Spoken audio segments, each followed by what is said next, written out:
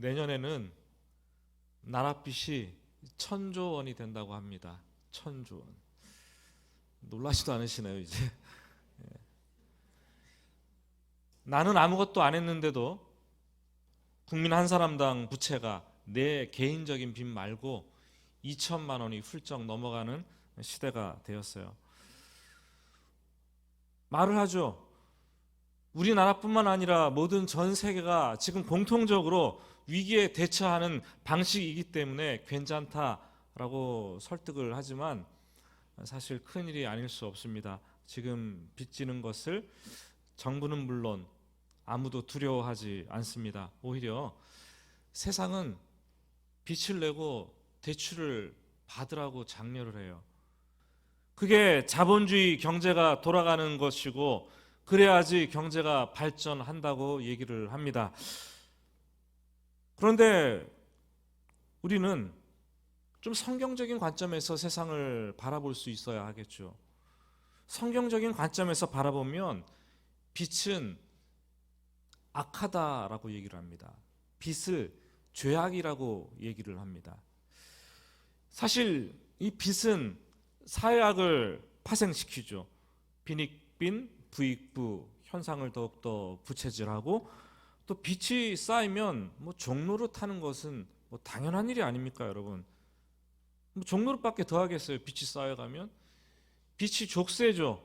올가미가 되어서 빚을 지면 질수록 더욱 우리 목을 조여오는 게 빚입니다. 세상 사람들은 돈으로 채무자를 조정하려고 하죠. 우리 사회에 빚진 사람들이 많게 되면 이 사회는 점점 분노 사회로 바뀌게 될 수밖에 없어요. 형제들 사이에, 부모 자식 간에 빚 때문에 분노하다가 다투고 서로 큰일을 벌인다는 것을 우린 심심찮게 접하는 시대에 살아가고 있습니다. 저도 크지는 않지만 한때 어쩔 수 없이 빚을 져보았어요. 빚을 지니까 매월 결제일이 돌아오는데 그때마다 막 심장이 벌렁벌렁 하더라고요. 5일에는 국민카드, 10일에는 삼성카드, 15일에는 신한카드, 카드를 이 카드 꺼냈다 저 카드 꺼냈다 돌려막기를 하는데 그러다 보니까 마음의 평화가 다 깨지는 거죠. 영혼의 멘탈 붕괴가 일어나는 거예요. 멘붕 상태가 오고 그리고 삶은 극도로 피곤해집니다. 하루 24시간 동안 24시간을 보내면서 하나님이 아니라 돈에 묶여있는 것을 느끼게 되는 것을 발견했습니다. 여러분, 하나님보다 돈을 더 많이 생각하는 것, 그리스도인으로서 합당치 않은 삶이겠죠. 예수 믿으면서 돈에 묶여서 살지 않게 되기를 예수님의 이름으로 축복합니다. 우리는 빚을 두려워해야 되고 빚 문제를 지혜롭게 해결하면서 살아야 되죠. 그렇지 못하면 가정도 개인도 사회도 나라도 어려움이 찾아오는 것은 아주 한순간입니다. 그런데 오늘 본문 말씀 14절 말씀을 보면은 바울 사도는 자신을 빚진 자라고 소개를 하지요. 헬라인이나 야만인이나 지혜 있는 자나 어리석은 자에게 다 내가 빚진 자라. 아니 그렇게 깐깐한 성격을 가지고 있던 바울 사도가 어떻게 빚을 졌을까요? 15절은 이렇게 얘기하죠. 나는 할 수 있는 대로 로마에 있는 너희에게도 복음 전하기를 원하노라. 바울이 지금 누구에게 빚을 졌어요? 로마 교회 성도들에게 빚을 졌어요. 바울이 무슨 빚을 졌어요?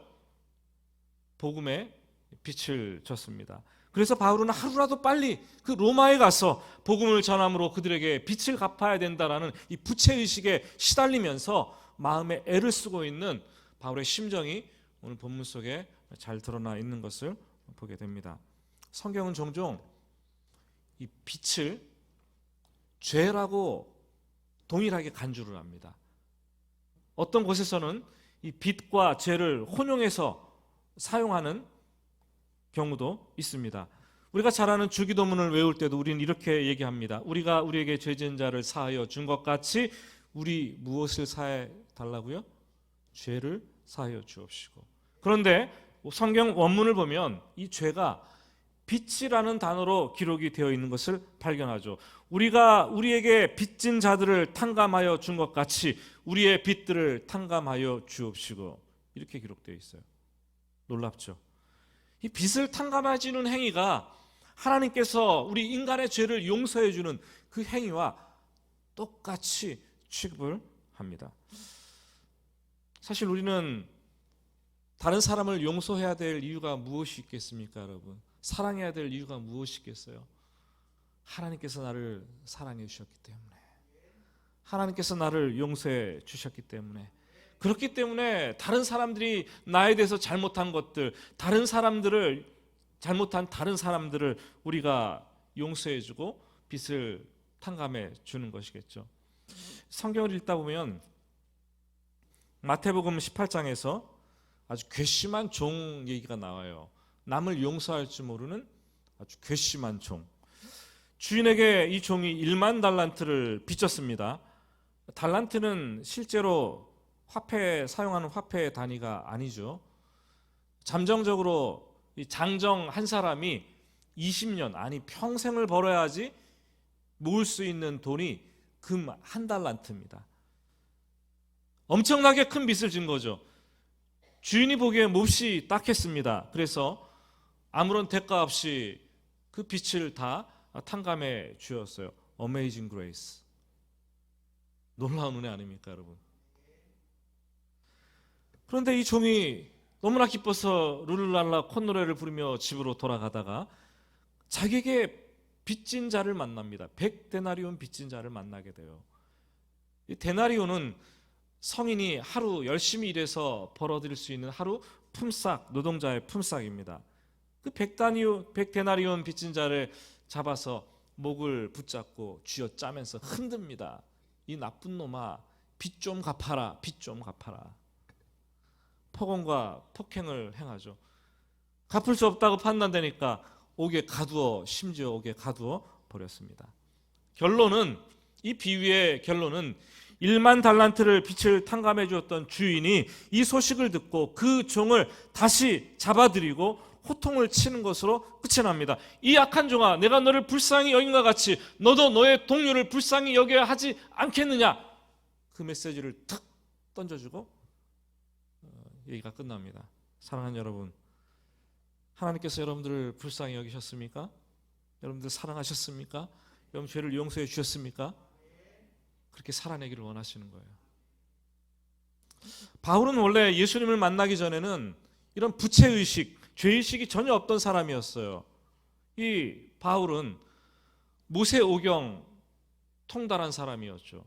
율법에 정통한 사람이었죠.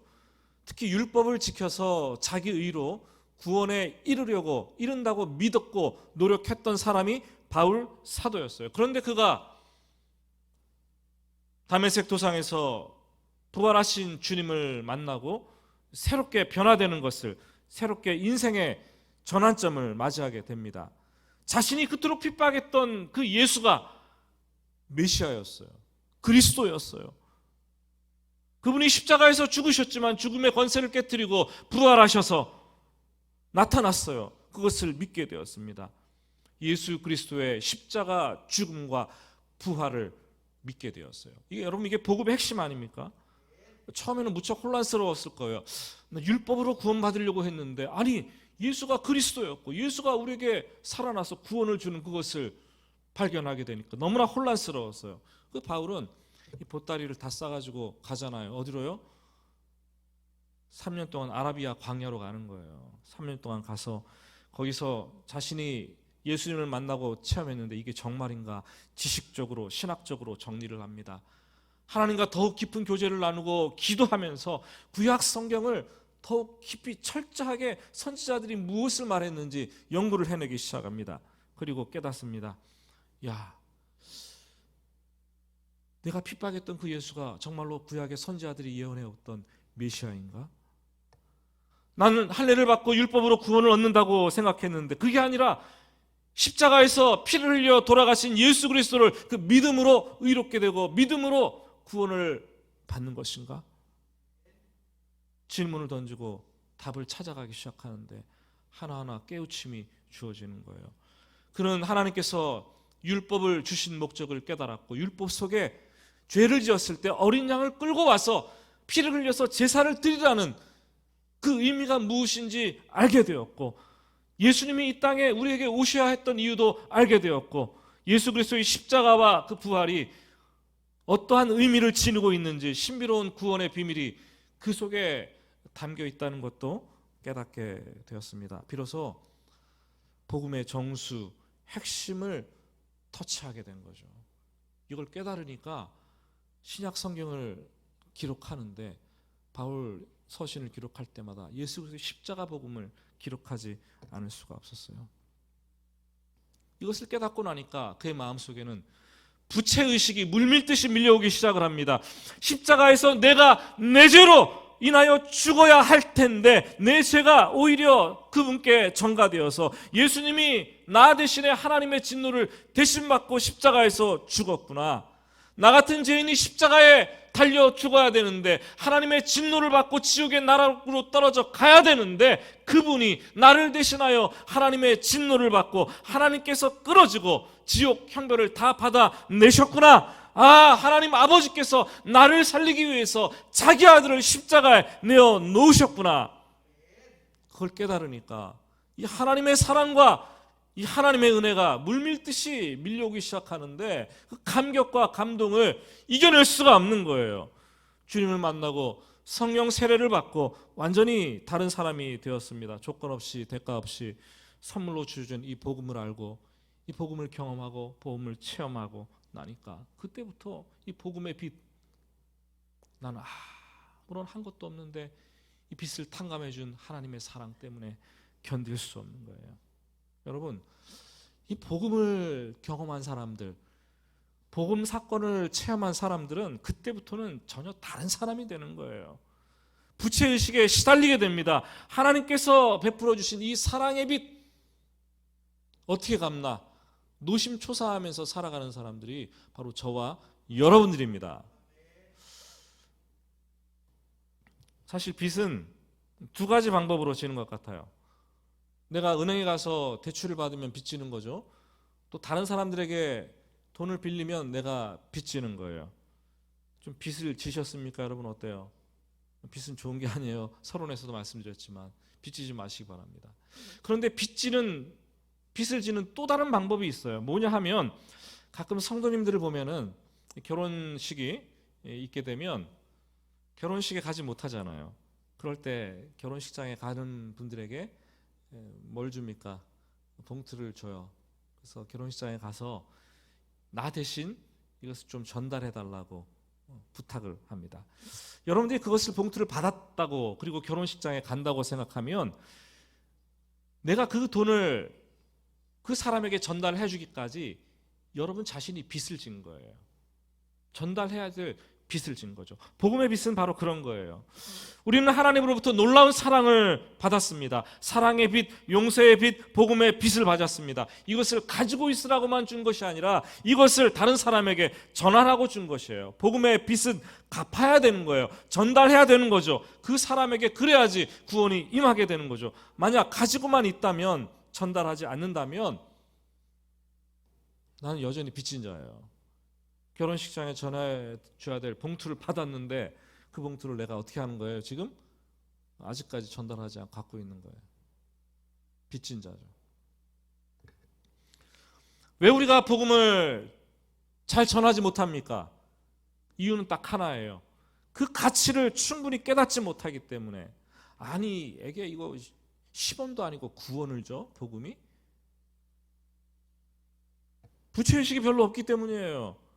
자기 생각에 누가 가치 있고 아주 큰 것을 나에게 주었다고 생각하면 부채의식이 생길 수밖에 없어요. 그런데 다른 사람이 나에게 뭘 줬는데 아주 작고 사소한 것을 줬어요. 그러면 부채의식이 생기지 않는 거예요. 뭐 이런 걸 다 주나? 우리 성도들이 그런 생각을 갖고 있어요. 복음의 빚을 지고도 그 가치가 얼마나 큰지 깨닫지 못하기 때문에, 소중하게 여기지 못하기 때문에 부채의식이 없이 신앙생활을 하고 복음을 싸구려 취급하고 자꾸 내 안에 가두어 두고 있습니다. 바울은 예수를 발견하고 나니까 자기가 받은 이 빚이 너무나 크다라는 생각에 사로잡혔습니다. 부채의식에 시달렸어요. 그 마음의 고민이 얼마나 컸던지 고린도전서 9장 16절은 우리에게 이런 얘기를 해줍니다. 내가 복음을 전할지라도 자랑할 것이 없으면 내가 부득불 할 일임이라. 만일 복음을 전하지 아니하면 내게 화가 있으리로다. 여러분들에게는 복음이 어떤 가치로 다가오십니까? 감정? 느낌? 아니에요. 복음은 사실이에요. 우리가 경험한 것이에요. 우리가 알아야 될 것이고 우리에게 가장 인생에 가치 있는 것이 바로 복음이라는 거예요. 복음이 있는지도 모르고 복음이 내 안에 있는지도 모르면서 희미해지는 것을 느끼고, 그리스도인들이 복음의 시간이 지나면서 복음의 감동이 자꾸 사라져가고 있고 그 복음의 능력과 감격을 새카맣게 잊어버리고 있습니다. 우리 그리스도인들이 이렇게 절박한 부채의식에 시달림이 없이 편하게 신앙생활하고 있다면 그것은 비정상이고 믿음이 바닥 상태에 이르렀다는 것을 보여주는 바로미터예요. 그러면 우리가 해야 될 일은 뭡니까? 다시 복음 앞에 무릎 꿇는 수밖에 없어요. 다시 그 자리에 가서 교만해진 마음, 세속적인 마음 다 꺾어버리고 예수 그리스도의 사랑에 감격해서 그 가치가 얼마나 소중한지를 깨닫고 발견하면서 엉엉 울어야 되는 거죠. 그게 우리가 영원히 살아나는 유일한 길이죠. 15절은 이렇게 말합니다. 15절 말씀 우리 같이 한번 읽어보겠습니다. 그러므로 나는 할 수 있는 대로 로마에 있는 너희에게도 복음 전하기를 원하노라. 그런데 이상하여 바울은 이방인의 사도로 부름을 받은 이후에 분명히 자기만의 확고한 하나의 원칙을 세워놓고 있었습니다. 그것은 로마서 15장 20절 말씀이었어요. 한번 20절 말씀 같이 읽어볼까요? 같이 읽겠습니다. 또 내가 그리스도의 이름을 부르는 곳에는 복음을 전하지 않기로 힘썼노니 이는 남의 터 위에 건축하지 아니하려 함이니라. 예수를 발견하고는 부채의식을 느꼈는데 내가 예수를 모르는 불신자들에게만 복음을 전하겠다고 결단을 했어요. 맞아요. 복음은 불신자들에게 전하는 거예요. 오늘날 한국교회가 큰 문제가 뭡니까? 수평이동의 문제가 아닙니까? 교회가 부흥했다고 하는데 다들 이 교회에서 이 교회로 옮겨간 거예요. 하나님 보시기에 이건 뭐가 되는 거예요? 이게 적자예요? 뭐 흑자입니까? 이 교회에서 이 교회로 옮겨가고 그러다가 또 떨어져서 낙오되고 가나안 성도 안 나가는 가나안 성도가 되고, 한국 교회가 이 수평이동 때문에 몸살을 앓고 있어요. 몸살을. 목회자로서 저도 굉장히 고민에 시달리고 있어요. 이거 어떻게 해야 되나? 우리 교회 성도들이 남의 교회 가는 것도 문제지만 다른 교회 성도들이 우리 교회 오는 것도 문제예요, 여러분. 이게 좋은 게 아니에요. 좋은 게. 예수 믿지 않는 사람들이 교회를 오고 그동안 예수를 멀리했던 쉬고 있던 사람들이 교회를 찾아오는 게 복음을 듣고 복음 전도가 되는 게 아니겠습니까? 바울은 복음을 불신자들에게 전하겠다라고 결심을 했습니다. 복음은 원래 예수를 믿지 않는 불신자들에게 전하는 거예요. 그래서 우리가 교회에서 복음을 전합시다 그러면 퍼뜩 떠오르는 사람들이 불신자가 아닙니까? 정상적입니다. 그런데 바울은 오늘 말씀에서 이 자신의 원칙을 어기면서까지도 이미 예수를 믿고 있었던 로마에 있는 성도들, 로마 교회가 이미 세워졌는데 그 성도들에게, 자신이 아직 가보지도 않았는데 그곳에 있는 성도들에게 복음을 전하기를 간절히 원하노라. 내가 너희에게 복음을 빛을 줬다. 복음의 부채의식이 너희에게 있다라고 말을 합니다. 왜 그랬을까요? 이유가 있어요. 당시 로마 교회는 교회가 세워진 지 한 20년 정도가 지났습니다. 전통이 있었어요.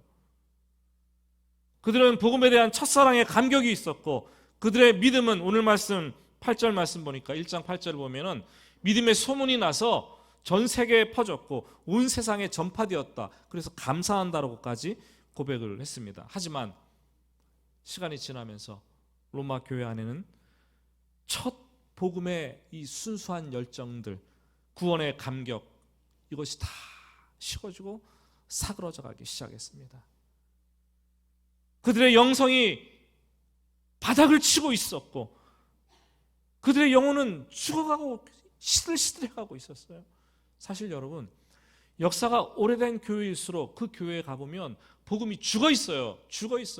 예배 시간에 다 졸고 있고 윤리적인 도덕적인 설교가 되어지고 있고 성도들이 교회에 왔다 갔다 하는 형식적인 신앙생활을 하고 있는 것을 발견하게 됩니다. 예수를 믿는다고 모였는데 예수 그리스도의 십자가 복음은 사라지고 변방으로 다 밀려났습니다. 우리도 마찬가지죠.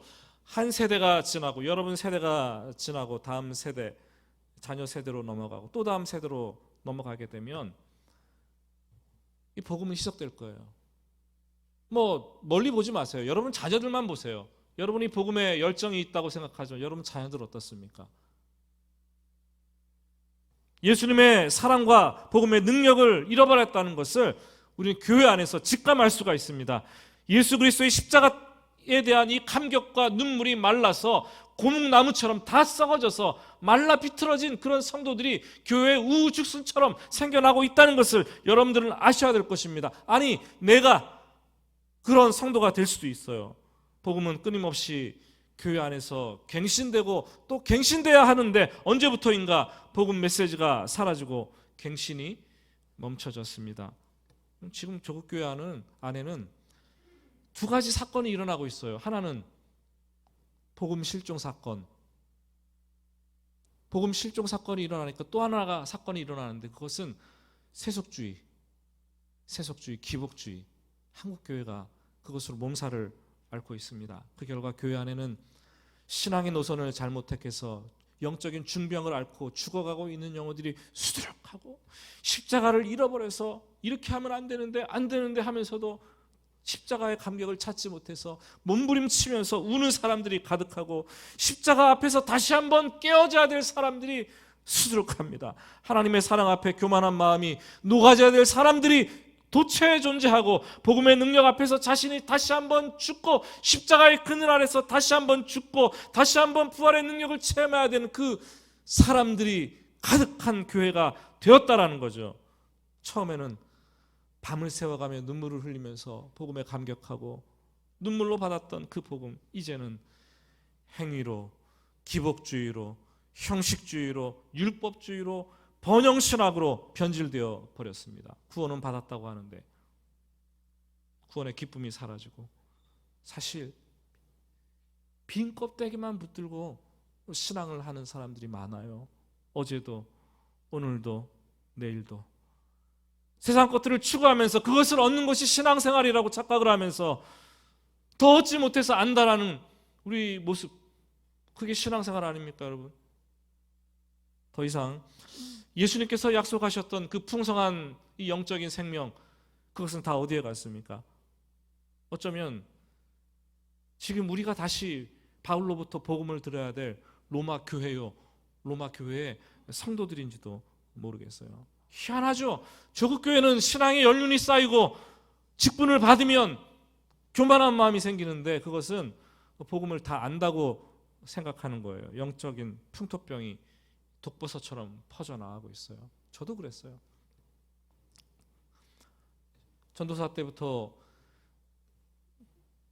동계 수련회를 하게 되면 청년들, 학생들에게 항상 복음 메시지를 전했어요. 복음 메시지를. 그러면서 제가 그랬어요. 정말 열심히 준비해서 메시지를 전하고 나서 내가 아는 복음은 이게 전부 다입니다. 근데 얼마나 교만했는지 시간이 지나면서 보니까요, 복음은 파도 끝이 없어요. 그 부유함이 말할 수 없이 깊고 넓이가 얼마나 넓은지 다 알 수가 없는 거예요. 죽을 때까지 파도 팔 수 없고 깨닫고 깨달으려고 해도 알 수 없는 게 복음의 신비로움과 감추어준 능력이죠. 복음을 초신자들이나 새가족들만 들어야 될 것이라고 생각한다면 큰 착각입니다. 이 시대에 정말로 복음을 들어야 될 사람들은 교회 밖에 있는 따기보다 오히려 교회 안에 있는 성도들, 그 성도들이 먼저 복음을 듣고 갱신을 해야 됩니다. 복음을 잃어버린 교회와 성도들은 머리 머리털 잘린 삼손과 같은 모습을 하고 있어요. 부지런히 복음을 갱신하고, 로마 교회가 다시 복음을 들어야 했던 것처럼 우리 교회도 다시 복음을 듣고 성도들도 복음을 갱신하고 영혼이 살아나고 다시 태어나고 감격하는 자리로 가야 됩니다. 16절과 17절 말씀을 한번 보실까요? 내가 복음을 부끄러워하지 아니하노니 이 복음은 모든 믿는 자에게 구원을 주시는 하나님의 능력이 됨이라. 먼저는 유대인에게요 그리고 헬라인에게로다. 복음에는 하나님의 의가 나타나서 믿음으로 믿음에 이르게 하나니 기록된 바 오직 의인은 믿음으로 말미암아 살리라 함과 같으니라. 이 두 구절은요 로마서 전체의 핵심 구절이에요. 다른 로마서 말씀들은 이 구절을 설명하는 내용들이에요. 복음에 대한 요약입니다. 16절은 복음 그 자체에 하나님께서 구원하시는 능력이 담겨 있다라고 얘기를 하죠. 이 능력이라는 헬라어 단어가 두나미스라는 헬라어로 쓰였는데, 여기에서 여러분 다이나마이트라는 그 단어가 파생이 되었어요. 로마서 1장에만 이 두나미스, 이 능력이라는 단어가 두 번이 기록되어 있는데, 한 번은 오늘 우리가 보고 있는 16절 말씀이고 또 한 번은 20절 말씀이에요. 20절을 보면은 하나님께서 우주를 창조하시고 유지하시는 그의 영원하신 능력을 표현할 때 그것을 두나미스, 능력이라고 표현합니다. 생각해 보시죠. 텅 비어 있는 공간에 아무것도 없었어요. 대체 흙만 있었어요. 그 무의 공간에 하나님께서 능력으로, 성령의 능력으로 유를 창조했어요. 온 세상 만물을 창조하시고 사람을 만드시고, 그리고 지금까지 그 우주를 유지하시면서 역사를 진행해 오고 있는 분이 바로 하나님이시고, 그 능력을 갖고 있는 분이 바로 하나님이십니다. 그런데 그 능력이 우리가 예수를 믿고 믿음으로 구주를 받고 구원받을 때 똑같은 능력이 거기에 임한다라고 얘기를 하고 있습니다. 그러니까 우리가 예수를 믿게 되는 것은 대충 해서 가볍게 예수를 믿는 것이 아니라 천지를 창조하고 유지하실 만큼의 엄청난 그 능력과 그 파워, 그것으로 우리를 구원하셨다라는 거예요. 이 구원이 쉬운 일이 아니에요. 영혼의 초자연적인 변화가 일어나는데 쉽겠습니까? 아니에요. 하나님의 능력이 그 복음 안에 담겨 있어서 복음을 받으면 그 능력이 나타나기 때문에 우리가 구원을 받는 것입니다. 그렇기 때문에 복음은 능력이기 때문에 복음을 말로 선포만 해도, 복음을 듣기만 해도, 복음을 믿기만 해도 구원하시는 능력이 그 속에서 나오는 줄 믿으시기를 예수님의 이름으로 축복합니다. 복음을 전하면 그래서 구원의 능력이 다이너마이트처럼 막 퍼져서 나오는 거예요. 예수를 믿겠다고 영접을 했을 뿐인데, 믿음으로 영접했는데 중생이 생기고 중생이 일어나고 거듭나는 체험을 하게 되고, 그 순간 동시에 너는 의롭다라는 칭의 사건이 일어나게 되고, 그리고 하나님께서 너는 내 아들이다, 내 딸이다, 자녀로 입양을 하게 되고, 이러한 놀라운 영적 세계의 사건들이 초자연적으로 일어나는데, 이것은 하나님의 능력 아니고서는 설명할 수가 없겠죠. 그래서 우리가 예수를 믿을 때 성령께서 그 능력으로 역사하시는데 예수 그리스도의 십자가 사건을 내가 경험한 사건이 되게 하시는 거예요. 나는 2000년 전에 그곳에 있지도 않았어요. 살지도 않았어요. 그런데 내가 예수와 함께 죄를 가지고 십자가에 죽게 하셨던 걸로 인정해 주시고, 내가 예수께서 다시 살아나실 때 십자가의 죽음을, 권세를 깨트리고 다시 살아난 부활의 능력을 내가 다시 살아난 것으로 인정해 주시는 거예요. 그래서 이미 죽었지만 다시 살아난 것을 경험했기 때문에 우리는 영생을 얻었고, 성령의 능력으로 영생을 얻은 줄로 믿으시기를 바랍니다. 그래서 예수를 믿은 다음부터는 우리 영생을 살아가는 거예요. 영생을 살아가니까 죽어서 가는 게 영생이 아니라 예수를 믿는 순간부터 그 능력에 의해서 영생을 받은 거예요. 영생을 지금 살아가고 있어요. 죽음은 하늘나라로 가는 관문일 뿐이지 계속 영생인 거예요. 그런데 죽음이 뭐가 두렵습니까, 여러분? 왜 이렇게 두려워하세요? 예수 믿는 사람은, 구원을 받은 사람은 영생을 받았기 때문에 두려워하지 않는 것이에요. 이 복음을 받을 때 이 중생의 능력, 이 칭이 너는 죄가 없는데 예수 그리스도의 의로움으로 의롭게 되었다 인정해 주는 거 아닙니까? 칭의. 그리고 너는 이제 내 아들이다 삼아주시는 이 양자됨, 양자 삼으심. 예수 믿는 사람은 동시에 이것을 다 다이너마이트가 폭발하는 것처럼 이것을 능력을 다 받은 사람들이 다 저와 여러분들입니다. 만일 이 하나님의 구원하는 방식이 너무나 어려워서 좀 많이 배운 사람들만 할 수 있고 덜 배운 사람들은 할 수가 없다면, 그리고 이 방식이 좀 어려워서 좀 뭔가 가진 사람들은 할 수 있는데 뭔가 가지지 않은 사람들은 할 수 없다면, 좀 힘과 권력이 있는 사람들만 할 수 있다면 그것은 부당하지요. 그것은 하나님의 지혜가 될 수 없지요. 마치 이스라엘 백성들이 광야에서 하나님을 원망하다가 독사에 물렸잖아요. 죽어가고 있을 때 모세를 통해서 처방전을 줬어요.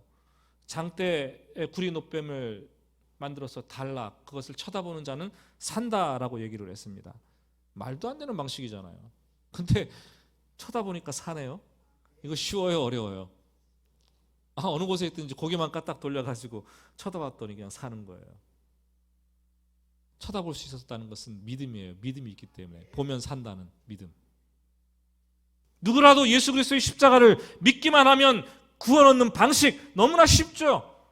근데 거기에 능력이 담겨 있어요. 그게 하나님의 지혜고 하나님의 능력입니다. 사실 우리가 구원받는데 믿음이 중요하죠. 믿음으로 구원받는 거죠. 근데 믿음이 그렇게 대단하고 중요한 것도 아니에요. 우리는 내 믿음 때문에 구원받았다기보다 하나님께서 값없이 주시는 은혜 때문에 구원받은 사람들이에요. 지난주에는 제가 이 스위치를 켜는 전기 얘기를 했는데 오늘은 또 다른 얘기를 하나 해볼게요. 집안에 수도꼭지를 한번 틀어보세요. 뭐가 나옵니까? 물이 나와요. 수도꼭지를 나는 틀었을 뿐인데 물이 막 콸콸콸콸 쏟아져 나오는 거예요. 도대체 내가 한 일은 뭐예요, 여러분? 네? 댐을 건설했습니까? 여러분? 저수지를 만들었어요? 비가 오게 했습니까? 아니면 수도관을 여러분의 집 앞에까지 오도록 다 배설을 했습니까? 아니면 마시는 수돗물이 어디서부터나 오는지 알고 마십니까? 우리는 아무것도 몰라요. 잘 몰라요. 그런데 수도꼭지를 트니까 물이 콸콸콸 나오는 거예요. 도대체 내가 한 게 뭐예요? 수도꼭지를 튼 것밖에 없어요. 그런데 수도꼭지를 틀 때, 수도꼭지를 틀면 물이 나올 것이다.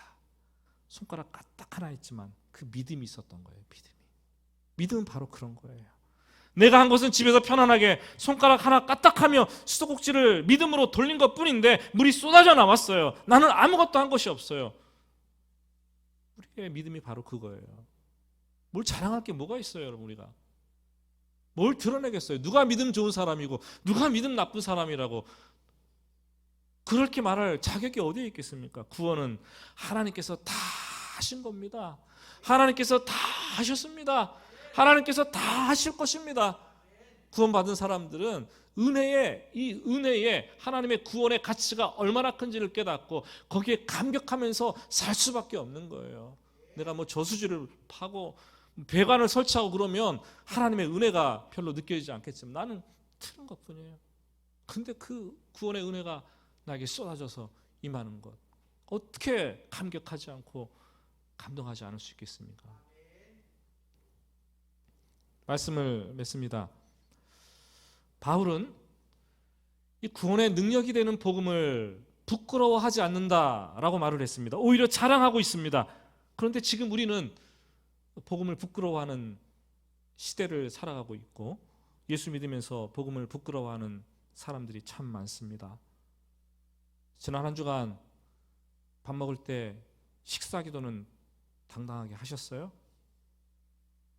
지난 한 주간 모르는 사람에게 전도지 하나라도 주면서 주눅들지 않으셨습니까? 직장에서 코로나 시기에 예수 믿는다고 핍박받으면서 감추고 입번끝하지 못하는 그런 삶을 살아내지 않으셨습니까? 예수 믿은 지 얼마 되지 않은 어떤 젊은 성도가 교회 올 때마다 장바구니를 들고 오대요. 그래서 집사님 물었어요. 아니 왜 장바구니를 그렇게 들고 와요? 그랬더니 그 얘기를 했어요.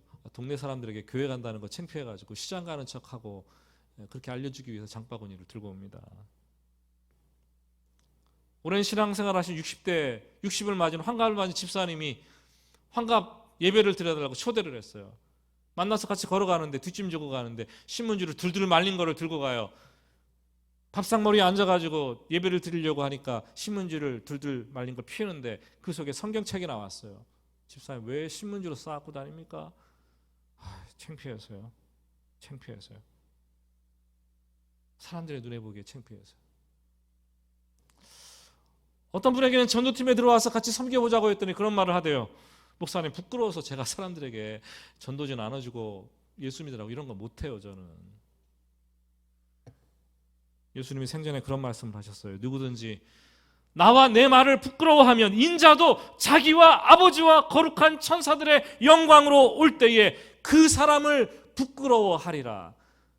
네가 나와 나의 복음을 부끄러워하면 나도 너를 부끄러워하리라. 부끄러운 구원을 받으시겠습니까? 여러분 담대하시기를 바랍니다. 당당하시기를 바랍니다. 이 시대의 크리스천들이 당당하게 이제는 커밍아웃 할 때가 됐어요. 나는 그리스도인입니다.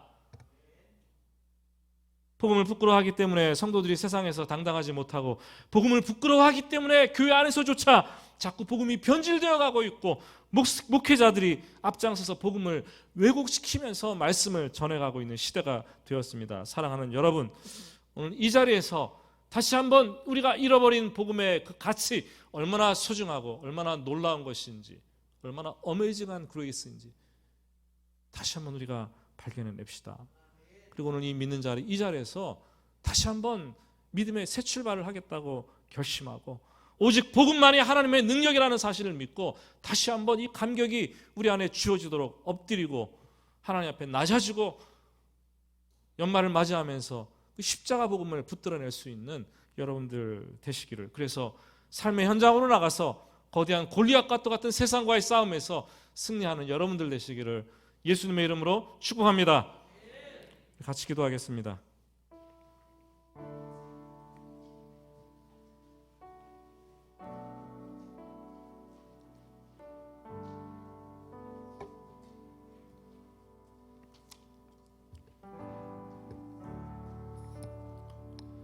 오늘 말씀을 통해서 예수 그리스도의 십자가 복음이 얼마나 가치로운 것인지, 복음에 얼마나 큰 능력이 있는 것인지 깨달으셨습니까? 복음의 능력을 잃어버려서 형식적인 신앙생활을 하고 기복주의가 복음인 줄 알고 번영신학이 복음인 줄 알고 형통이 잘 되는 것이 복음인 줄 알고 살아가는 우리 조국교회와 우리 모든 성도들을 다시 복음 앞에 서야 되는 거예요. 바울이 이 시대에 살아있다면 내가 헤어름교회 가리라, 내가 너에게 가리라, 너에게 가서 복음을 전하리라, 이 부채의식을 갖고 있을지도 모르겠어요. 사랑하는 여러분, 얼마나 십자가 복음에 감격하십니까?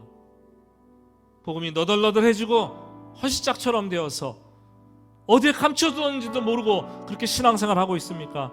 하나님, 내가 예수 그리스도 십자가 복음을 다시 꺼내기를 원합니다. 내가 예수 그리스도의 피 묻은 십자가의 복음이 내 심령을 적시고 내 영혼을 적시고 다시 한번 삶의 현장으로 능력을 받아서 살아갈 수 있도록 주님 도와주시옵소서. 우리 작은 소리로 기도합니다. 그렇지만 간절히 여러분 기도하기로 하며 같이 기도하겠습니다.